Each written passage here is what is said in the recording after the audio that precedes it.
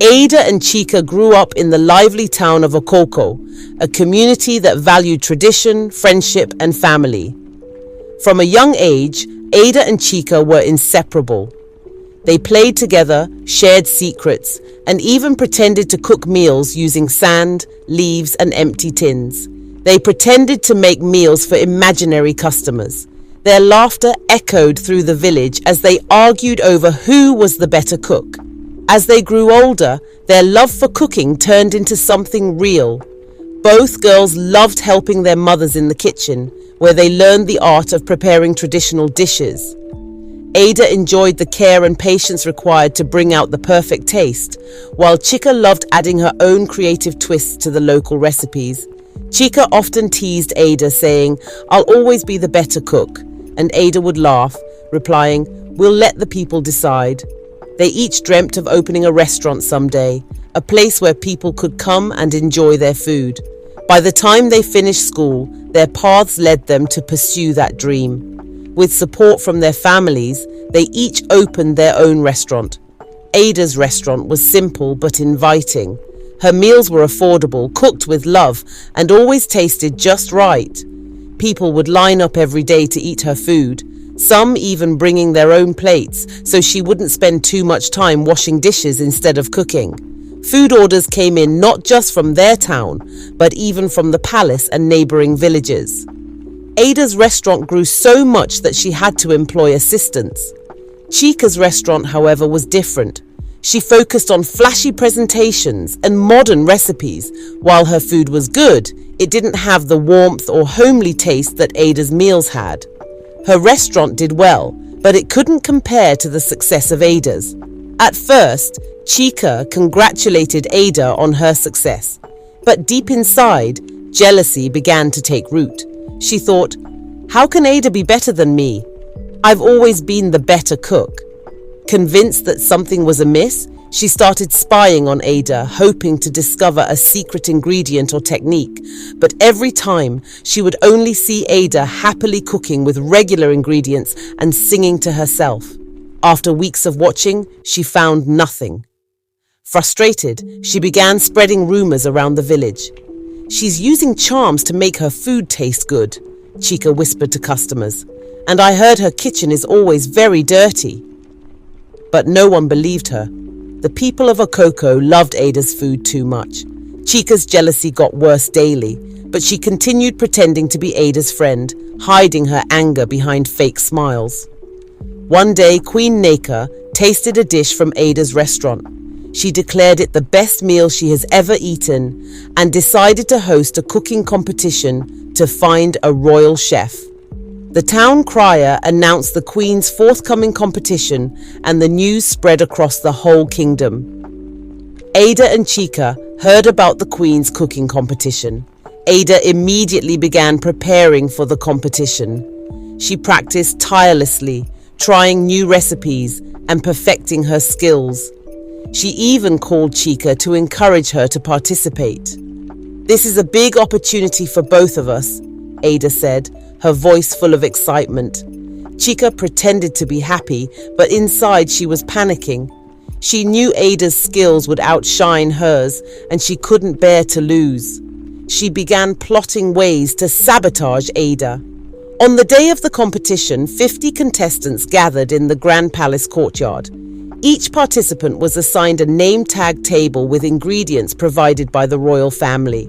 Before the competition started, Chica snuck up to Ada's table and swapped her salt for sugar, confident this would ruin her dish. When the competition began, they were given an hour to make a delicious meal. Ada decided to make ensala soup, while Chica prepared egusi soup. As Ada worked, she accidentally knocked the bottle of sugar off her table. It shattered on the ground, spilling the contents. Believing it was salt, she sighed and adjusted her recipe, using extra seasoning cubes to compensate. Unknown to her, this accident saved her dish. After an hour, the judges tasted each dish. To Chica's dismay, Ada's soup was a hit, and both friends were announced as part of the top 10 finalists. Ada, overjoyed, hugged Chica and congratulated her. Chica forced a smile, hiding her frustration. The final competition was set for a week later. While Ada continued practicing, Chica spent her time plotting. She needed a plan to stop Ada from winning. Finally, Chica had an idea. Her eyes lit up in victory. Ada will not escape me this time. A day before the finals, Chica visited Ada's house with a fake smile. She told Ada about a special spice her grandmother had spoken of, hidden deep in the forest. "It will make our meals unbeatable," Chica said. "Let's go and find it together." At first, Ada refused. "I don't need any extra spices," she said. But Chica insisted. "If you don't want it, at least come with me for support. I need it, and it's scary to go alone." Reluctantly, Ada agreed. They set off in the evening, with Ada suggesting they carry a lantern in case it got dark. Chica dismissed the idea, saying they wouldn't take long. Once deep in the forest, they spent hours looking for the imaginary spice until it got dark. Chica pretended to look for firewood to serve as a torch and asked Ada to stay by a large palm tree as a landmark. "I'll be right back," she said.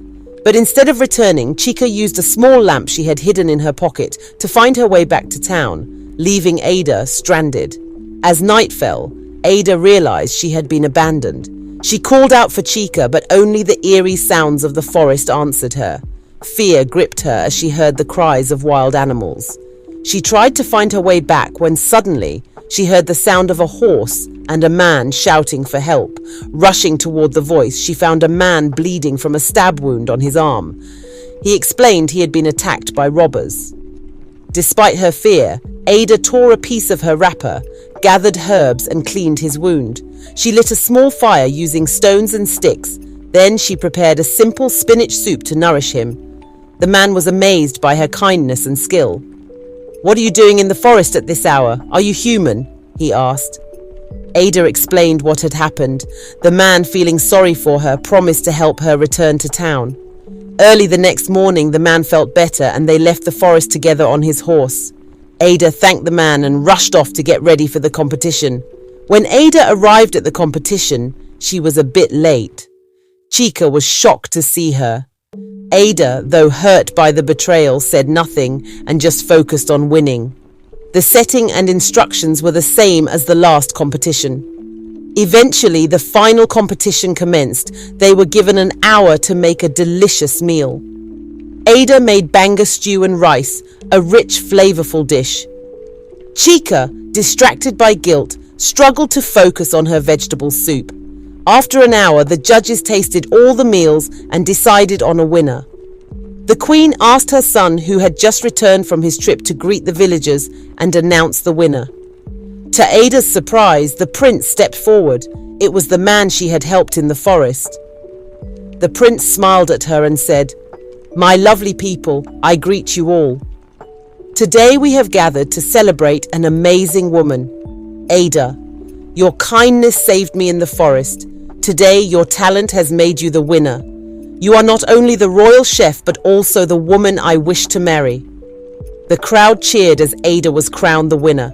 Chica, overwhelmed by guilt, fell to her knees and confessed everything. She begged for Ada's forgiveness. Ada forgave her but said, "Trust is hard to rebuild. I hope this teaches you to value friendship and honesty." Ada married the prince and became both a beloved princess and the royal chef. Her story became a lesson on kindness, humility, and the power of forgiveness. Chica spent years reflecting on her mistakes and working to redeem herself.